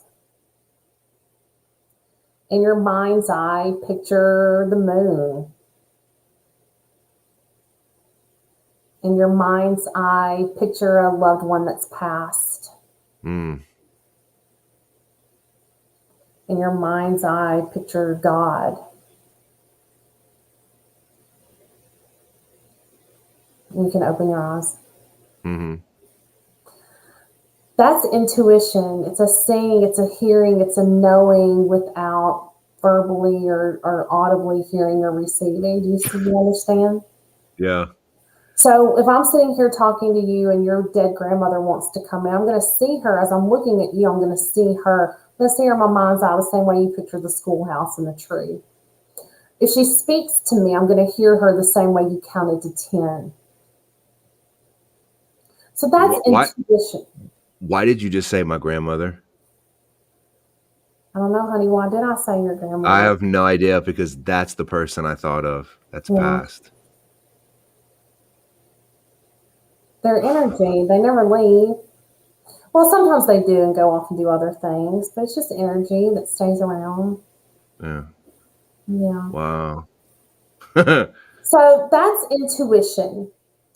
It's seeing and hearing and knowing without hearing it. Okay, so when you counted to 10, you heard it, right? That's how I hear. Okay, so that's how I see when you picture your past loved one. That's how I see her. Oh, wow. I see the tree. That's how I see. So that's intuition. So it's learning when you're receiving intuition versus fear. So a lot of us will meet someone and your intuition says that person is dangerous. And you go, oh, okay, all right. That's intuition. Now, when you meet someone and you go, oh, I don't know, is this going to be safe? You know, the last guy I went out with, he beat me up. And that's fear. And that's fear-induced behavior. So intuition is always emotionless. There's no emotion tied to intuition. When you thought about, you know, when you pictured God, when you pictured the tree, when you heard the numbers, those were just things. So there's no emotion tied to intuition. So it's paying attention to it and learning to trust it by trial and error sometimes, knowing the difference between fear-based behavior and just trusting the truth. Damn you. Damn it. That was crazy. I can't, I don't even know what to think right now. Okay. Wendy, you okay, honey? Where you at, Wendy? Yeah, she's, she hasn't said anything. Said sets cruise control, turns on juices, take the wheel. I feel like if y'all ever want to have a threesome on here between, hang on. If you ever want to have the three of us in this setting talking to each other, that would be great. I feel like we would have a lot of fun. Wendy's like very cool. She's like, I'm here, I'm good, whatever. Wendy's like, hey man, we got this. Yeah. So that's, Oh, and look, she even said, I can't believe you made him speechless. Yeah. As soon as all right. Well, from what I saw, you looked dead into the camera and said, your grandma. And I was like, why did you just say that? Because the tree that I thought of when you said, think of a beautiful tree, I thought of the world's worst, shittiest tree right now. And it's right outside my apartment, and it's a cottonwood tree, and it makes my allergies go nuts. But I like maple trees because it has like the bark of like a maple tree. I like maple trees. I don't know why, just do.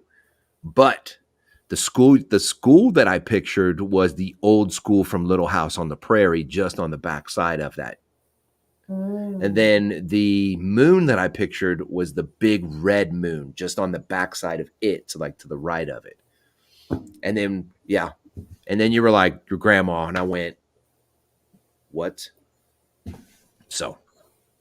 But when I said, picture your favorite tree, when I said, picture the moon, you had a moment where you went, Well, that tree, when you said tree, I was like, okay, I had to take the two and just kind of, flip it, because it was that damn tree that's sitting right outside my apartment that gives me these shitty allergies all year round versus a maple tree. It reminded me of a maple tree. So once it, yeah. What was your vision of God? I think it was a cloud, like a face in a cloud. It was not, it wasn't a distinctive face. It was just like, it was just there. I don't know. And there we have it. And there we have it, folks. That's beautiful. Yeah. So that's intuition, that hearing, that, but I do that, but just talking to you. Mm-hmm. Yeah. I don't have to close my eyes to see and hear and, those other things. And I do feel things. I do, there's other things, but that's intuition. Mm-hmm. That knowing, that hearing, that psychic, that's. Rod Rogers. That's the easiest, quickest way I know to do that. Rod, look at my baby. Look at So Rod said that all I see is triangles, or I'm sorry, squares. Those are the peanuts. Those are the gizzards. Oh, she got my gizzards. Yeah. Oh yeah, Robin even said it too. Welcome to getting your gizzards snatched. Yep, that's right. Yeah. Holy cow! And all of a sudden, everybody's saying Morgan Freeman. I guess when as God. The God. Movie. Yeah. Yep. And I guess I feel like me, you, and Big Man Bassing would have a great show together. Probably. I feel like the three of us would have a pretty fun time. He's really funny when looks like a lot of fun. When you mentioned closing your eyes, and then I was just like, except if you're walking upstairs with a baby and everything, all of a sudden, and then you said driving, and he threw out the comment, right? Jesus, take the wheel. I feel like it would be a great trio. I really do. It's over. Show's done. And that's a wrap. Yeah. And cut. See? It's over. Where's the big hook to pull somebody off the stage now? Stage right. I guess he would have the hook. I don't know what he fishes with. But. Yeah, and Wendy says because he's always driving. He is always driving. I don't know where he drives. He lives in a town. Where's he going? He's always going somewhere. He's always going driving, but he ain't never sitting nowhere. He don't ever reach his destination. He just driving. Where's he ever gonna find it, Lord? There's a parable in there. He said, tonight I'm not. He said, I want to be sitting front and center when Missy's on. He's like, listen here, you all. I'm going to do this today. I'm going to actually sit still. Bless his heart. We know the trick behind that word, that little statement. No, sometimes it does mean bless his heart. Bless his heart. He's just always on the road. Coming, don't know whether we're coming or whether we're going. I feel like that's a line from a movie. I told him on his show, I said, you know what? I said, the cool thing about where you're at right now in your life, you're in your 20s. With him doing what he's doing, I said, it's a lot easier to do what you want to do in your 20s versus somebody in their 40s or their 50s. I said, trust me. I said, with you quitting your job and trying to obtain your captains and get a charter and everything else, it's easier for you to do it in your 20s than it is somebody to do it in their 40s. I said, because you don't, and I don't want to say it like this. I said, because you don't have the kids, you're not married, you don't have any of this. So therefore you can focus a lot more of your time rather than divvying it everything up. True that, but one day them fish gonna get cold at home. It's too cold to fish. Mm-hmm. Too hot for golf, and too cold at home. That's an old Mark Chestnut song. It's too cold to fish, it's too hot for golf, and it's too cold at home, or something like that. Oh yeah. He gonna get tired of being with the fishes all the time. He gonna want a partner. His song was from mine was that song by Brad Paisley, I'm Gonna Miss Her. I'm gonna miss her. Yep. Yes. Yeah. That good old fishing song. He gives me very much Luke Combs vibes. Mm-hmm. Yeah. Yeah. He's really cool. He's down to earth. He's a really cool cat. I like him. I like him on the show. So Wendy says, I still don't know what I want or where I'm going. I actually offer a session that you can schedule through my website, www.nursemissy.com. That is the purpose session. And it is an hour where I help you figure out, we together figure out your purpose and what gives your life meaning, to help give you some direction, so that I use it. So it's really interesting because I use that you are navigating your ship, and you're in this great ocean, and we have navigational buoys, and we have the stars to guide us, and we have, members on our ship that help us, and we have critters in the ocean that help us, that keep the barnacles off the boat, and the dolphins that swim beside us. We have all of these things that help us to help us know our destination. And if we get off course, we can have these navigational guides to help us course correct, as long as we're always moving forward. I don't know if you can tell, I love a good analogy. I really do. Jesus loved a parable. Lord knows, so do I. But I use, that kind of to help. So if you ever want to schedule something like that, I can help you. Again, I help. I don't sit here and tell you, oh, here's what you need to do, and we together talk it through and help you discover for yourself what your purpose is and what gives your life meaning. And it's really eye-opening, and brings a lot of peace. Brings a lot of peace. Yeah, I'm sure. That's one of my favorites. It changes your life, because once you realize, oh, this is what I'm here for. This is what lights me up. Just like our friend, Big Man. Yeah. Bass fishing, that is what lights him up. And that is what he spends his life doing. So, yeah, I actually finally got to take my father fishing and helped him catch his first peacock bass. And it was kind of emotional, because at that moment we kind of traded places. Yeah, absolutely. Sweet. Yeah. It's important to know your purpose. And sometimes your life, there will be some big changes once you realize what you're here to do and what gives your life meaning. Sometimes things just change in a subtle way. Sometimes things don't really change outwardly at all, but what shifts is your mindset. And that's everything. This all goes back to, I know why the caged bird sings. There's your Robin. Yeah, I did it. I'm the victim advocate. Yeah, exactly. She, took her 14 years, but she just needed a little light. She just needed a little water. She needed a little bit of sunshine. And, nobody did it for her. She had to sign up. She had to go jump through hoops. She had to pay for it. She had to, all those things, but she just needed the encouragement.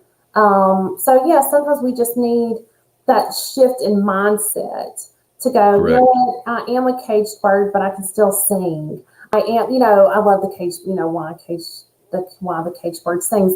But so sometimes maybe your job doesn't change. Maybe you stay at your job, but now you have a different mindset. Now you have a different outlook. Now you have a different intention when you get up every day. Now it's not, I have to go to work. Now it's, I get to. Now it's not, I have to go help people. Now it's, I get to help people. I get to help people heal. And that changes everything.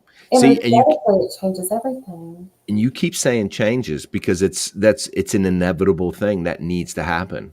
Evolution. If you don't change, if you don't adapt, you die. You don't survive. Adapt or die.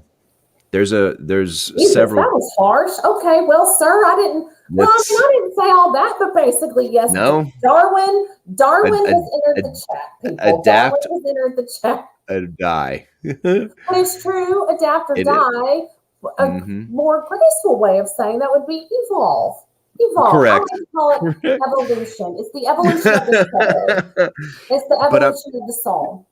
But I've told Wendy, I've told several people that, change is inevitable. It's going to happen. And I said, but the thing is that if you're not happy with the shirt you're wearing, what do? You go back in your closet, you change it, you wear something different. If you don't like the shoes you're wearing, what do? You go out there and you change it. If you don't like the person you're with, you might have to change it.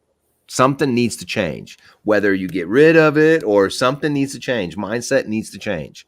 Something has to change. Here's the thing. If you don't like the shoes, but you wear them anyway, how is that serving you? Right. If you know they're going to give you blisters.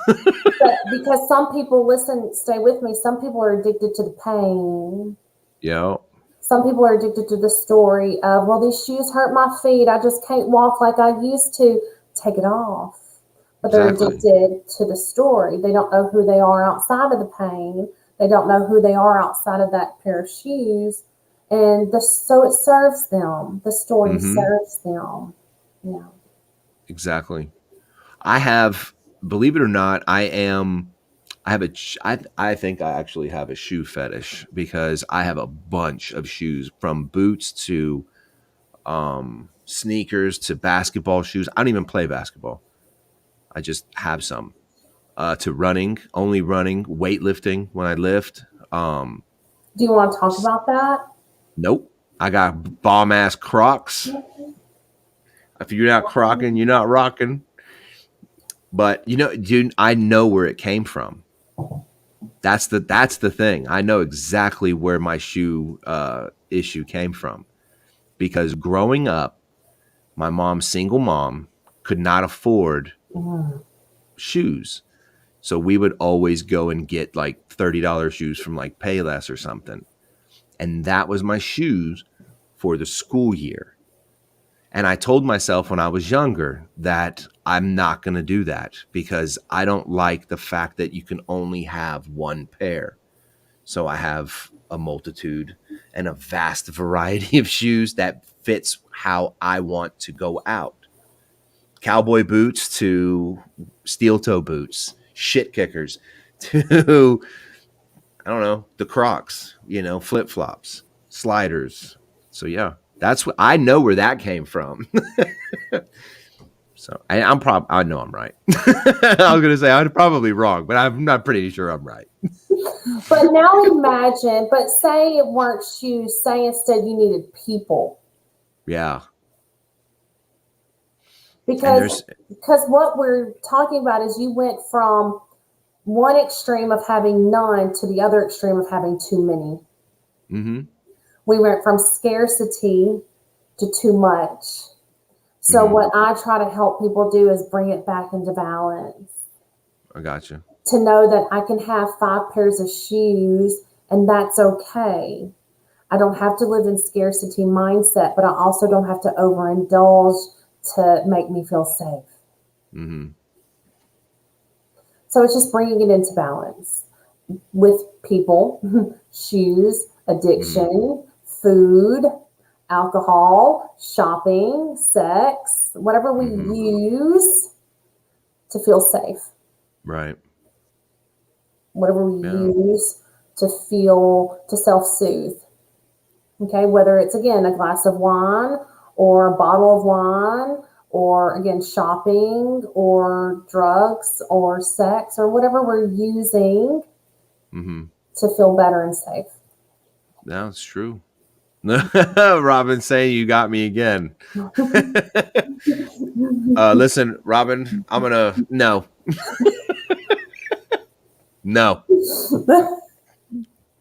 But now, so okay, again, how we can apply this is the next time you go to buy shoes,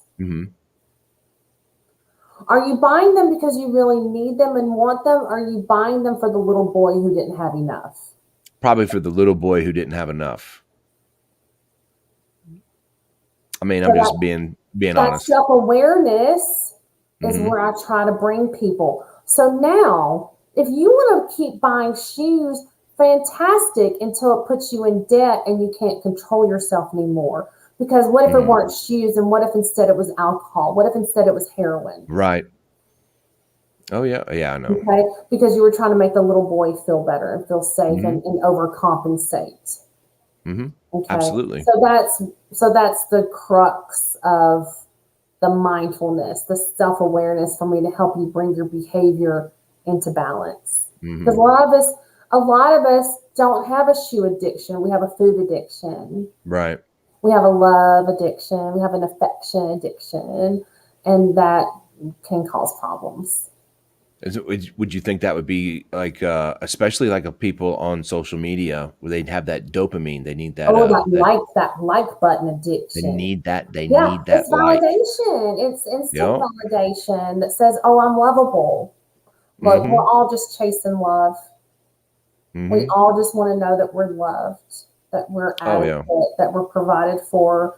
Because at some point we learned that Big Man Basics, he said he's been I, attacked. I feel He's targeted and I'm not dragged. even on the screen. But to live an empowered life. Look, if you decide you want to keep buying shoes, great, but now you do it knowing why. Right. Well, see, I don't want everybody thinking that I have like this massive addiction that I go out every weekend and go buy a pair of shoes. It doesn't happen because Now the here shoes comes that I the look, defensiveness. Pay attention to it it. is, Here it comes the probably is. defensiveness. But in all honesty, the last pair of sneakers that I did purchase was probably like 3 months ago. Like the sneakers. That was probably 3 months ago. And I run a cycle through the shoes again. Oh yeah, I forgot how these feel. These are fucking amazing. And then I run around and nobody tells me how fucking fast I am when I wear these shoes. So it's like I put them back away. So again, the other thing to look at would be, okay, so if the little boy didn't have enough shoes, what else didn't he have enough of that he's overcompensating for now? It always goes back to the child. It always goes Oh back to yeah. your child from the developmental years, 0 to 18. What else did you feel like you didn't have enough of Yeah. that you're hustling for now? Are you hustling for Oh, affection? Are you we're gonna hustling for talk. love? Are you hustling for, like, we're all, but again, it all goes back to either at some point you learned one of two things. At some point you either were led to believe that you were inadequate and therefore had to change. Hmm. Oh, you're too stupid to win a math, contest. So you can fucking, forget about that. Or you're too slow to play football. So you would need to practice and figure out how you can be better. Or you were led to believe that you were unlovable as you are, Hmm. and therefore again inadequate and had to change. So we're all just trying to remember that we are adequate, remember that we Right. are lovable just as we are, that we don't have to earn it, we don't have to hustle for it. But it all goes back to the inner child. So Oh, 100%. yeah. 100%. So you, There's baby, you just keep buying your shoes until there's whenever you're ready to schedule an appointment, baby. You I know where feel I'm at. You special. know where I'll be. I feel pretty when I buy my shoes. Well, baby, you just keep buying. But But some people will put themselves into debt, yeah. and some people will actually. This is your hoarders. These are the hoarders that they buy shoes and shoes, and the next thing you know, they have a whole storage unit full of Hmm. shoes. They have, so Yeah. it No. can. So we're joking, but it can be a very serious thing. It can be Oh because yeah. again, it's just whatever you're using, whatever your drug of choice is. Your drug of choice is shoes. My drug of choice is Oreos. Oh hey. With double stuffed? No, I just like the cookie part. I don't like the stuffing part. Who are you? I'm missing. Let me take part bestie. TikTok bestie. Yeah, no. I mean, it's just, we'll talk, I'm sure. I'll have to holler because that's for sure. Hello. Hello. But we all Because I have mean, it. We all have it. If you're alive, you have a core wound, and trust me, I yeah. will find it. I can smell it. There's a gentleman that I used to work with in law enforcement, and he made a comment to me. And if he's listening, hey, I'm calling you out, bro. So he actually said that he does not like the flavor of coffee. I was like, okay. Well, I guess a lot of people Blasphemy. can't. Yeah, Blasphemy. that's what I said. I was like, what cop does not like coffee? Then in the same breath, he says, man, this beer is really good. And I said, it says that it's coffee flavored. So how can you drink coffee flavored beer if you don't like coffee? And you telling me it's good? Well, he was like, well, it's just hot coffee. I was like, oh, okay. I said, he goes, I can't drink hot cocoa either. I don't like it. And I went, what happened to you when you were little? Who hurt you? And he goes, nobody. And I was like, bullshit, dude. You can't drink hot coffee. I said, what about hot tea? He says, no. I said, so no hot drinks, period. He said, right. And I was like, bro, something happened. Figure it out. So he literally was sitting there and he was like, you could see him really drawing it in. Thinking, yeah. And then he said, I'll be damned. I said, what? And I was just messing with him. And I was like, what? He said when he was younger, his dad had a thermos, like when he would go to work with his dad or whatever. And his dad opened it up, poured the hot coffee into the old thermos lid and drink it and put it back.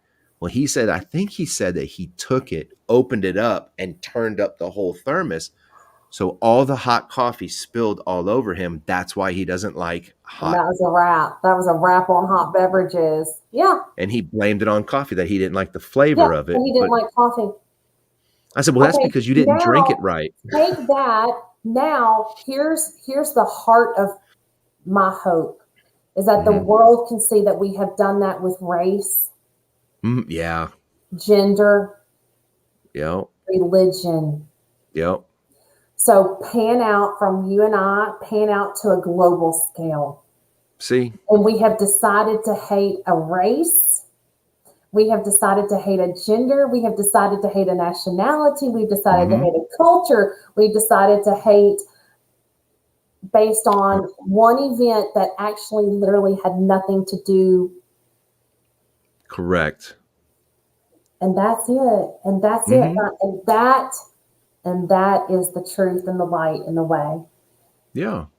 But but you got a lot of people that don't think the way all of us that we're in here talking. That takes a level of awareness that a lot of people are not, because if I have to face that, okay, because now listen, okay, stay with me. Stay with me.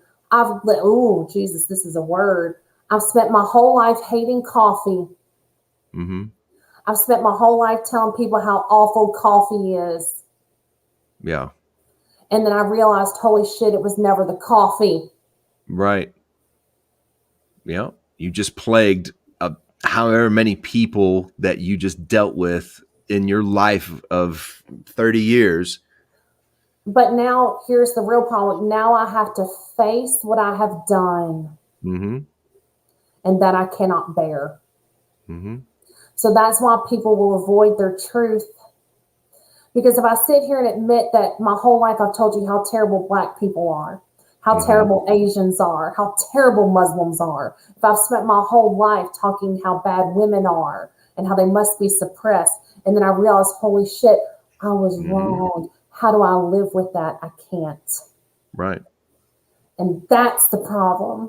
Right. That people aren't able to process that truth and allow themselves grace to forgive themselves. Jesus died. Jesus literally, his last words said, forgive them, Father, they know not what they do. We must forgive ourselves. We didn't know what we didn't know. But now that we know better, we're going to do better, and we're certainly going to tell it better. Okay? Oh, so now absolutely. he can move forward in his life going, you know what, coffee isn't so bad. But that takes a level of self-awareness. You have to be able to sit with yourself and face that truth. And a lot of people just don't have what it takes to be able to do that. They just don't. Yeah. Oh, I know. And that's it, folks. And that's everything. Big man, you okay, sir? We haven't heard from you in a minute. I think we check on him. Is he I'm okay? seeing. Is everybody okay? At 9:51, he posted 2 rectangles. That's all I see. Those are the nuts. Okay. Those are the gizzards. And Wendy here is posting more triangles. Wendy shook. Wendy squares. Is not okay. Check on Wendy. Wendy is not okay. Robin. My girl Brandy. Right. is posting more. I mean, all I'm seeing is squares. Tammy, Uh, yeah, the poor big man, bless his heart. You're gonna be okay, baby. www.nursemissy.com. Big man, we'd be happy to have yeah, you at the Zooms, baby. yeah. Happy to have you at the I'm Zooms. about to Everybody check it okay? out. Check on your friends. Everybody I'm gonna have to okay? check it out. Absolutely. That was cool. I like that. That It's was fun. beautiful. That's the conversations that are going to change the world. Yeah. Oh, Those are the conversations that are going to change this 100%. world. Yeah. But you got to Because be able to have the conversation. I actually tell people when they tell me when they ask of me, they're like, "Hey, can you do me a favor? Can you put your uniform on and go scare my kid?" And I'm like, Oh, "No. God, Jesus, no, Lord. No." I go, "How about you go be a parent and go handle your business?"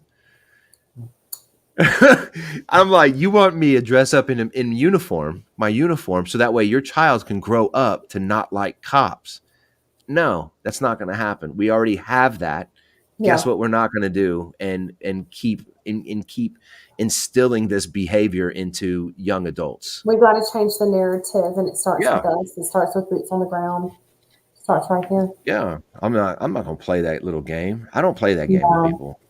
Yeah. Well, they don't know. They don't realize what they're No. asking. So that's why we have to have the conversation in a Mhm. graceful manner in the spirit of learning I'm just and going to direct them say, towards you. just, yes, send all the business my way. I'll just look at him and go, "No, how about you go be a parent?" I'm saying, "No, how about go be a parent and take care of your kid?" And you're going to be like, "Listen, sweetheart." Because well, I'm that's where like, the "Oh, change comes from. I That's where know. the I change, they have know." to do the work. That's where they have to do the work. But now also, I want coffee, and it's 10:57 at night, and I want coffee. This is a problem. This is a problem. And somebody, who was it? It was Wendy. Wendy said that her sister, I think, went out and got decaf one day. And I was like, who drinks decaf? Like, I Yeah. didn't even think that was still a thing. Wendy Yeah. said, Wendy goes, well, that's because sometimes at night she likes to drink the coffee. And I was Yeah. like, I get it. My grandmother Because used you to want drink the the decaf, flavor. right? You want the flavor, but Without, even decaf still has a little bit of caffeine. It's hard to get, like, I think it's impossible to get like mm-hmm. something totally decaf, but it does help you. That way you get the flavor, but you don't have the caffeine. Now, did you know? So I don't even mean to be off topic. We'll get off here in a second. But No, did this is you? fine. No, this is great. I don't want to just talk about spirituality all the time. There's so There much was more to me, so I there like was a talking guy about it.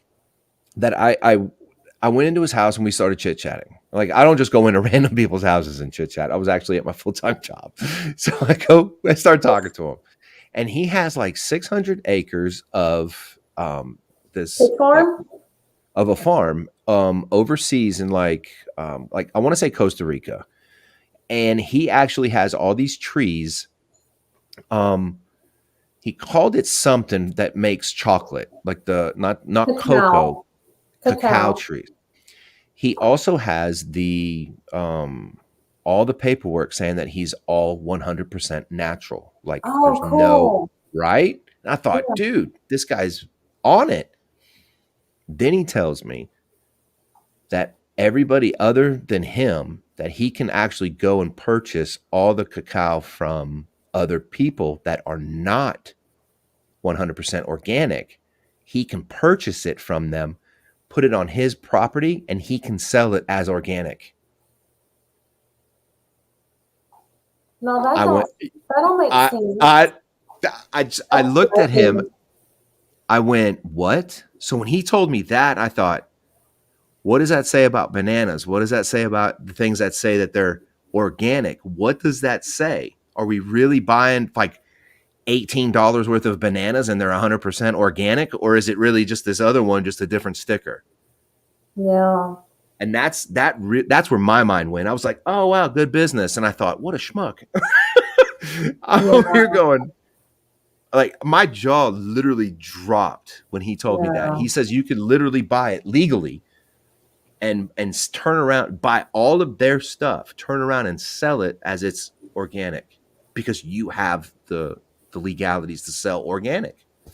There's always loopholes. Whenever it comes to government stuff, there's always loopholes. I thought, this guy. But he showed Yeah. me the pictures of his property, and I was like, dude. I'm That's actually going to beautiful. Costa Rica in 3 weeks. You are? Mm-hmm. Nice. Yeah, me and my husband are going on vacation. See, Wendy even said it. Research the organic. Some of it's a total farce. Yeah, well, and we need to always do our own research for anything. Y'all don't believe anything you're told. Always learn for yourself. Exactly. Listen to what you hear, and if it resonates, research it further. And that's whether Hmm. it's religion, whether it's anything. Yeah, especially anything coming from the yeah. Absolutely. Yeah. Do your own research.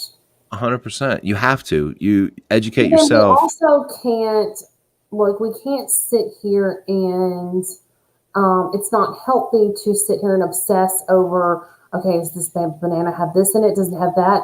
Look, we're doing our best, making the best choices we can. Here's what Hmm. I tell people, because I know people that are afraid to take medicine, but they have situations where they need to. Pray over it. Ask Hmm. God to bless it. Ask Jesus to bless it, to clear it of anything of low vibration. Ask Mother Earth to give thanks and pray over it and ask that it be to the nourishment of your body and never to the detriment. There's power in prayer, there's power in intention.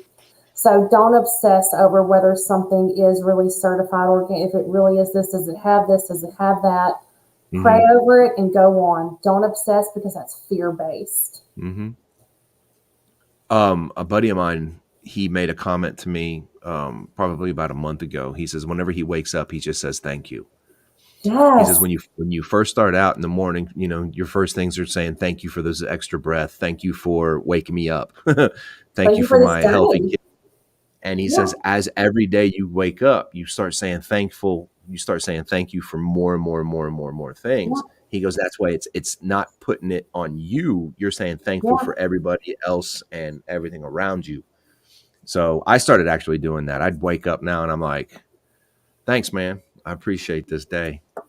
Yeah. Gratitude is everything. Yeah. Gratitude is a vibration. Mhm. Gratitude, when you shift into being mindful of all the ways that God shows up for you, Mhm. because when you're sitting here saying, oh, I'm so grateful for this breath, I'm so grateful, thank you for this daily bread, this day, our daily bread. What that really is saying is, wow, thank you, God, for giving this Mhm. to me. Thank you, God, Absolutely. for showing up to me in this way. That's amazing. Like, Yep. it'll blow your mind when you realize my favorite line from the color purple. The color purple, when she says, I think it pisses God off when you're in a field and you don't recognize the color purple. People think, we go so busy, we're so busy about our lives trying to please God, and we never stop to look that maybe He's just as busy trying to please us right back. Mhm. He delights in us. God Mhm. delights in us. So to notice these things, the birds. Today I walked out the door and I saw 2 yellow finches. And I was just like, oh my God, are you kidding? That's amazing. And I just delighted in it and the Mhm. vibrancy of the color. And then I just delighted in, wow, that birds can even fly, that they're not weighed down by their burdens. And how can I be more like a bird? And what can I learn from this bird? And just seeing God in every moment. Mhm. And that is breathtaking. Oh And it's yeah. overwhelming, the love that shows up for us every day and every moment. Absolutely. Let's see. Tammy says I remember asking God to take me every night. Now I thank him for keeping me here. Our life has purpose. Mhm. Every life has purpose. Yep. Robin says so glad the world crew So and glad he did, Tammy. The world, the crew, and me need you. yeah. Tammy is such. I admire Tammy so much. Let me tell you about Tammy. Gosh, I say that I have this inner bohemian, and it is, and if I could find this inner bohemian that I have, she looks like Tammy. Tammy Mhm. is just like the most amazing free spirit, like the way she dresses and the way she wears like these little like boho headbands. Like it's the most amazing, and her smile, just like, and she wears little toe rings. Oh, and it's so cute. Like she's just, and to imagine a world without her in it is a world that I do not wish to be a part of. Mm-hmm. So we are all so better for having known Tammy. But it's amazing the things that we used to pray for that we're so grateful we didn't get. Mm-hmm. Oh yeah. Oh yeah. See, Big Man Basson even said stopping to watch the sunset, the movement of the water, fishing, swimming, the trees in the wind. You know, a lot of times that's what I would do on a Sunday. I would just go out there. I would cast out a few lines and catch some fish like early in the morning. And then you just see the fog over the water, over the lakes or, you know, ponds, you know, and then that was my getaway. That was my your meditation. It's a mindful yeah. meditation. So many people think meditation, you have to be sitting cross-legged, like meditation means to focus one's mind. So when you're focused on fishing, when you're focused on the water, you're recognizing God in all the things, whether you're consciously doing it or not, you're recognizing and taking and sitting and relishing in those things and all the ways that God shows up. Absolutely. Absolutely. Well, I'll be damned. We've been rocking and rolling for 2 hours. I feel like we could go another 2. I feel like, yeah, this is great. Right? This is great. Yeah, Thank this you is so good. Much. You're very welcome. Thank you for this opportunity. Hey, no, thank you. I appreciate you very much. At the end of the show, I always find some sort of motivational quote or some sort of something. Every show it's been like this. There's been 29 of them now. So there's one that I actually have that I actually scrolled through and I actually found it. And it's pretty decent. It's not like uplifting motivation, but what it is, it really kind of captures and says, oh shit, sometimes you do need to do this. And it starts out and it says, sometimes you need to distance yourself to see things clearly. You just need to back up, pay attention, look around, just so you can see the clear picture of everything. Sometimes you need to distance yourself to see things clearly. But you guys, I really appreciate everybody coming in and watching the show and hanging out with us. That was fun. I had a great time. Thank you so much. This has been very amazing welcome. to meet Wendy and Big Man Bassing and have the whole crew here. To even put out this love and this light and this hope. It's just, it's phenomenal for the opportunity. So thank you so much. Thank you. We really appreciate you. You guys, I don't know how many, I'm pretty sure everybody in here is probably already subscribed to you, but I've been having your stuff up there all night. So thank you. Thank you so much. You're welcome. You guys, I really appreciate you. Miss Missy. Hang out backstage just for a brief minute. Sure. Wendy will come back on. Yeah. I'll throw the outro and we'll be done. You. So thank you so much, you guys. I really appreciate you. Thanks everybody for being here. Thank you. All right. You guys have a great night.